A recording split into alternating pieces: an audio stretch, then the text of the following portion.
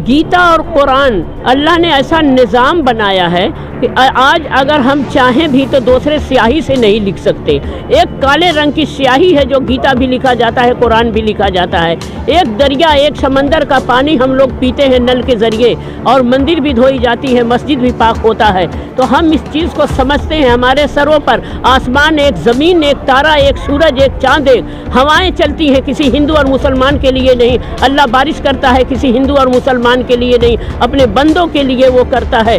जो भी अनाज उगता है ज़मीन से उसके बंदों के लिए काम आता है। तो जो उसने तफरीक नहीं की, तो हमारे जो वार्ड के जो लोग हैं, भले इलेक्शन में लोगों का रंग कभी कभी बदल जाता है कि हम ये झंडा ले हैं, ये झंडा ले करके, लेकिन जहाँ बात इंसानियत की आती है वहाँ एक हो करके ये लोग यही कहते हैं 44 नंबर की सरजमीन पर हिंदू, मुस्लिम, सिख, ईसाई आपस में है भाई भाई।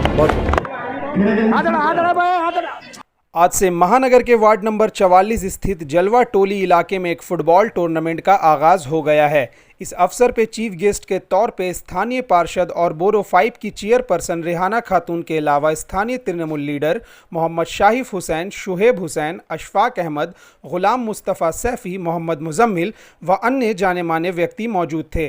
काउंसलर रेहाना खातून ने इस अवसर पे कहा कि पढ़ाई के साथ साथ खेल भी बहुत ज़रूरी है, लेकिन इस तरह मोहल्ले में टूर्नामेंट कराते वक्त हमें इस बात का भी ध्यान रखना चाहिए कि किसी को तकलीफ़ ना हो। साथ ही उन्होंने बच्चों से शिक्षा पे भी ध्यान देने की बात की।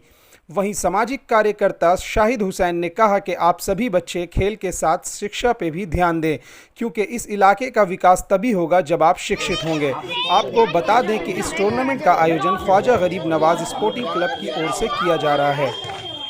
ये एक क्लब है, ख्वाजा गरीब नवाज के नाम से जब शुरू हुआ था, बच्चों ने तश्कील की थी इसकी, तो ये नियत लेकर के कि इसके साथ कुछ मजहबी प्रोग्राम करते थे, बच्चों को पढ़ाने का उन लोगों का एक नियत था। तो मिलाद वगैरह होता रहता हर साल, तो उसमें एक टूर्नामेंट का एक प्रोग्राम जो है इसमें जोड़ा गया। कई सालों से मुसलसल हो रहा है। कोविड था आगे साल, तो भी छोटे पैमाने पर हुआ था। तो ये पैगाम बच्चों को यही है कि आप लोग एक इसी बहाने इस मैदान मुत्तहिद करने का मैदान होता है, भाईचारगी को बढ़ाने का मैदान होता है, मुल्क के तरफ, मुल्क के लिए बेहतर सोच पैदा करने का ये मैदान होता है। इस सोच को बेहतर बना करके आप लोग अपने खेल को मुतमईन तरीके से खेलिए। और जो हमारा क्लब है एक इतने बड़े वली के नाम से मंसूब है, तो उनके उस क्लब के ज़रिए कुछ और भी बेहतर काम होने चाहिए, जिसको हम तालीम कह सकते हैं, फलाह कह सकते हैं। तो ऐसे भी काम होने चाहिए। आइंदा दिनों में हम लोग कोशिश करेंगे कि इस क्लब के ज़रिए और भी क्या लोगों को मैसेज दिया जाए, जो बेदारी का काम करे, जो अवेयरनेस का काम करे, जो तालीम का काम करे। अब क्या वजह है? असल देखिए, हमारा ये जो 44 नंबर इलाका है, जो कहते हैं ना, हिंदुस्तान में बहुत सारा तबका है। एक तबका है जिसे हम किसान कहते हैं। किसान आज भी, यकीन मानिए कि एक दाने से 1000 दाना पैदा करके पूरे हिंदुस्तान का पेट भरता है, लेकिन आज भी भूखा सोता है। कलकत्ता शहर का एक मारूफ शहर, जो हमारे कलकत्ता शहर का एक गली है 44 नंबर वार्ड, जहाँ पर मुतवस्सत तबका के लोग, गरीब सतह के रहने वाले लोग हैं। यहाँ पर एक बड़ा शोरूम, एक बड़ी दुकान आप इस वार्ड में नहीं पाइएगा। और बहुत मुझे खुशी होती है कि लोगों ऐसे इलाके का खिदमत करने का हमें मौका मिला। तो यहाँ जो पॉपुलेशन है, जो आबादी है, वही बच्चे अपने दिल को खुशी पहुँचाते हैं। एक होकर के सालाना प्रोग्राम करते हैं, टूर्नामेंट करते हैं, मैदान में उतरते हैं। उन्हें अपने आप में लगता है कि हम अजहरुद्दीन हैं। हमें इस तरह से जो प्लेयर हैं, सबका नाम मैं नहीं बतला सकती, मुझे याद नहीं रहता। तो इस तरह से उन्हें खुद खुशी होती है, और उनकी खुशी में हम सबकी भी खुशी होती है। तो कहाँ से हम लोग ये तो खेल से अमन का पैगाम जाता है, लेकिन अभी दुनिया में 2 ऐसे मुल्क जो जंग की तरफ बढ़ गए, तो आप इस पर क्या आपकी राय है? देखिए, अभी मुल्क की क्या, पूरे दुनिया के हालात बेहतर नहीं हैं।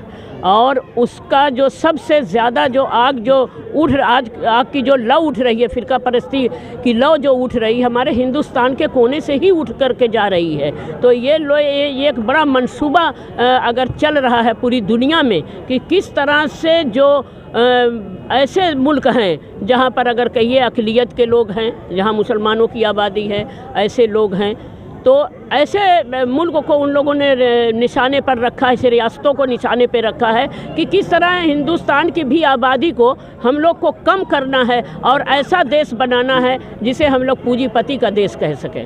देखिए, हम यही कहेंगे कि जो अच्छे लोग होते हैं, गीता और कुरान, अल्लाह ने ऐसा निज़ाम बनाया है कि आज अगर हम चाहें भी तो दूसरे स्याही से नहीं लिख सकते। एक काले रंग की स्याही है जो गीता भी लिखा जाता है, कुरान भी लिखा जाता है।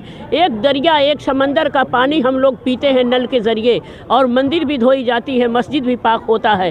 तो हम इस चीज़ को समझते हैं। हमारे सरों पर आसमान एक, ज़मीन एक, तारा एक, सूरज एक, चाँद एक, हवाएँ चलती हैं किसी हिंदू और मुसलमान के लिए नहीं। अल्लाह बारिश करता है किसी हिंदू और मुसलमान के लिए नहीं, अपने बंदों के लिए वो करता है। जो भी अनाज उगता है ज़मीन से उसके बंदों के लिए काम आता है। तो जो उसने तफरीक नहीं की, तो हमारे जो वार्ड के जो लोग हैं, भले इलेक्शन में लोगों का रंग कभी कभी बदल जाता है कि हम ये झंडा ले हैं, ये झंडा ले करके, लेकिन जहाँ बात इंसानियत की आती है वहाँ एक हो करके ये लोग यही कहते हैं 44 नंबर की सरजमीन पर हिंदू, मुस्लिम, सिख, ईसाई आपस में है भाई भाई।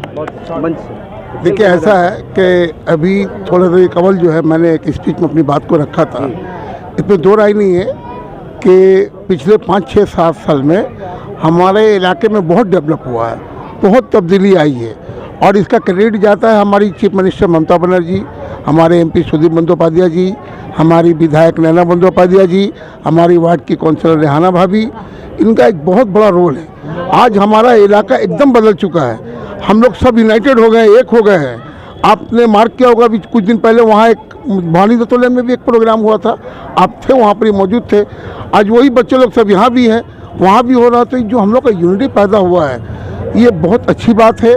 आज मैं अपने बच्चों से कह रहा था कि ये जो आप लोग सोशल प्रोग्राम करते हैं या स्पोर्ट का प्रोग्राम कर रहे हैं, ये बहुत अच्छी बात है, लेकिन हमने उन बच्चों से ये भी कहा है कि आने वाले दिन में देश के हालात अच्छे नहीं हैं, लिहाजा ये बहुत ज़रूरी हो जाता है कि इसके साथ साथ हम अपने छोटे बच्चों को किसी भी हालत में तालीम दें, तालीम में उसकी कोई कमी नहीं रह जाए, इस बात का बहुत ध्यान रखना होगा। हमने यहाँ तक कहा कि अगर आपको कोई कठिनाई, कोई तकलीफ है तो आप हमारी माने काउंसलर से योगायोग कीजिए, हम लोग से योगायोग कीजिए, इंशाअल्लाह ताला भरपूर ताउन होगा। और साथ ही साथ क्रिकेट भी खेलिए, फुटबॉल भी खेलिए, ये भी ज़िंदगी का एक लाजमी हिस्सा है। तो मैं यही बोलूँगा कि आज हमारे बंगाल में, हमारे जलवा टोली में क्या, हमारे बंगाल में जो है आज TMC की हुकूमत की वजह कर, आज ममता बनर्जी की बदौलत यहाँ पर ही, जैसा कि मैंने मिनी भारत की बात आप कर रहे थे, वाकई पूरा बंगाल मिनी भारत होते जा रहा है। अभी हमारे बंगाल के अंदर में ऐसा कोई कॉमनल फीलिंग नहीं है, कोई ऐसा हालात नहीं है। हम आज भी जो है हमारे देखिए यहाँ पे पूजा कमेटी है, हमारे बहुत सारे जो है हिंदू भाई है, हम लोग मिलते हैं, हम उस पूजा कमेटी में वर्किंग प्रेसिडेंट है। तो हम लोगों का ताल्लुकात ऐसा होता है, हम कभी कभी एक साथ खाते पीते भी हैं। तो ये बहुत बड़ी बात है और इसका क्रेडिट पूरा हमारी चीफ मिनिस्टर ममता बनर्जी को जाता है। हम लोगों का अल्हम्दुलिल्लाह बहुत ही अच्छा यूनिटी है, सब मिलजुल के काम करते हैं। इससे पहले भी एक टूर्नामेंट हुआ था, रेहाना आंटी की क़यादत में। रेहाना आंटी हमेशा हम लोगों को सपोर्ट करती है, कुछ परेशानियों से उनके पास जाने से वो हल करती हैं, और हमेशा एक ही मशवरा देती है कि मिलजुल के काम करो, एक प्लेटफॉर्म में रहो। पार्टी पॉलिटिक्स अपनी जगह है, लेकिन एक प्लेटफॉर्म में रह के एक जगह काम करो। स्पोर्ट्स हो और भी बहुत सारे प्रोग्राम हैं, जैसे ब्लड डोनेशन हो, कुछ भी प्रोग्राम लेते रहो, मिलजुल के चलो। तो जो यंग नौजवानों को यही बोलेंगे कि हम लोग को सबको मिल के यूनाइटेड होकर चलना है और इस खेला को सक्सेस करना है। और भी कोई आगे प्रोग्राम होगा, इंशाल्लाह हम लोग मिलजुल के सब इसको सक्सेस करेंगे। जितने लोग आए हैं, मैं गरीब नवाज स्पोर्टिंग क्लब का सेक्रेटरी हूँ।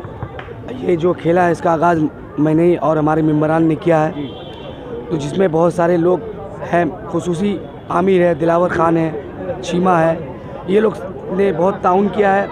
और जितने लोग आए मैं उसका शुक्रिया अदा करता हूँ, तमाम मेम्बरान का भी शुक्रिया अदा करता हूँ, जितने ऑडियंस आए हैं उनका भी शुक्रिया अदा करता हूँ। बस इस चंद बात बोल के बात ख़त्म करता हूँ।